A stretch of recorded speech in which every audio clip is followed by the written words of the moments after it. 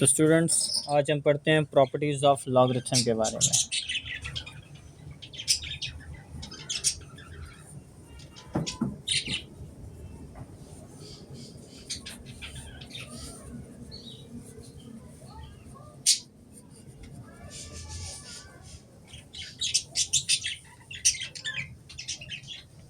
तो इसमें जो पहली प्रॉपर्टी आपके पास आ जाती है कि अगर आपके पास लॉग हो, उसमें ए बी एलिमेंट जो भी हो, दैट्स वो ए ही ले देते हैं। अगर यहाँ पे ज़ीरो होगा तो ये बात याद रखिएगा कि अगर इस सिचुएशन में तो आपके पास लॉग जो होगा वो अनडिफाइंड हो जाएगा। तो ये प्रॉपर्टीज़ आपने याद रखनी है, ये आपको आगे बहुत काम आने वाली हैं। तो इसी तरह हम यहाँ पे ए ज़ीरो था, अब हम इस तरह कर लेते हैं, यहाँ पे ए रखते हैं, यहाँ पे कोई भी एक नंबर रख देते हैं, इसमें भी आपके पास अनडिफाइंड हो जाएगा। तो कैलकुलेटर पे आपको ये मैथ एरर शो हो जाएगा क्योंकि नेगेटिव लॉग एग्जिस्ट करता ही नहीं है। तो 3 पे आ जाएं। 3 में आप ये देखें कि अगर आपके पास लेट्स सपोज दैट इसी तरह कोई पॉजिटिव नंबर आ जाता है तो तब ये डिफाइंड हो जाएगा, लेकिन इस तरह अगर यहाँ पर ज़ीरो हो और यहाँ पर कोई नंबर आ जाए तो स्टूडेंट्स ये फिर अनडिफाइंड हो जाएगा। ठीक है,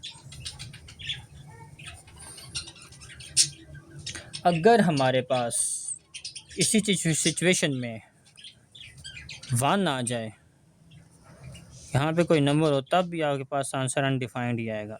ठीक है, यहाँ पर ए जो हमने लिखा था रेदर देन 1 हो सकता है, लेकिन 1 नहीं करना आपने, क्योंकि अगर 1 हुआ तो ये लॉग डिफाइंड नहीं होगा।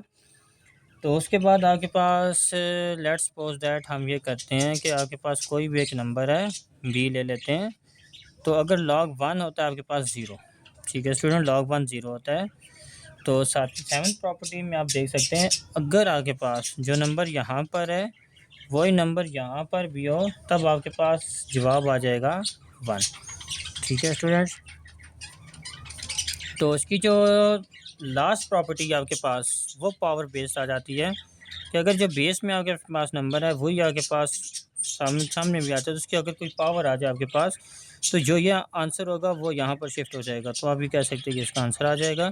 तो ये हमारे पास डिफाइंड फॉर्म तो ऐसे मतलब इनके आंसर्स आ गए, डिफाइंड एंड डिफाइंड ऊपर आ गए। तो इसी को मद्देनज़र रखते हुए आगे जितनी एक्सरसाइजेज भी हैं उनको हम सॉल्व करेंगे। तो उसके बाद जो नेक्स्ट एक्सरसाइज थी वो आपके पास है कॉमन लॉग फॉर्म की। तो स्टूडेंट्स, आपके पास नेचुरल लॉग और कॉमन लॉग इस चैप्टर में 2 बताए गए हैं।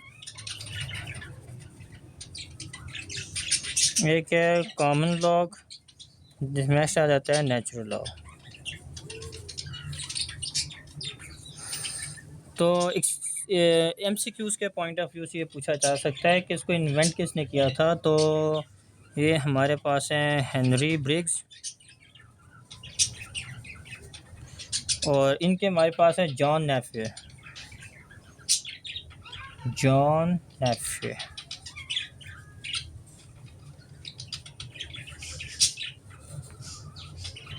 ठीक है, जॉन नेफे इसके आगे ये। अब इनको हम रिप्रेजेंट ये लिख सकते हैं कि लॉग बेस टू द 10 होती है, इनकी log base 10 to the s, या सिंपल आप लॉग ऑफ x लिखते हैं। इसमें आपके पास जो बेस ई होती है इस लॉग में, और उसको सिंपल आप लिख सकते हैं नेचुरल लॉग ऑफ x। ठीक है, इसको आप सिंपल इस तरह करके लिख सकते हैं, इसकी लॉग फॉर्म है, ये इसकी एक्सपोनेंशियल फॉर्म है। तो लेट्स सपोज, चलिए हम नेक्स्ट अपने क्वेश्चन की तरफ जाते हैं। तो एक्सरसाइज 2.3 को इंशाल्लाह ताला हम अपने लेक्चर में सॉल्व करेंगे। तो तब तक के लिए अल्लाह हाफिज़, चैनल को ज़रूर सब्सक्राइब कीजिएगा।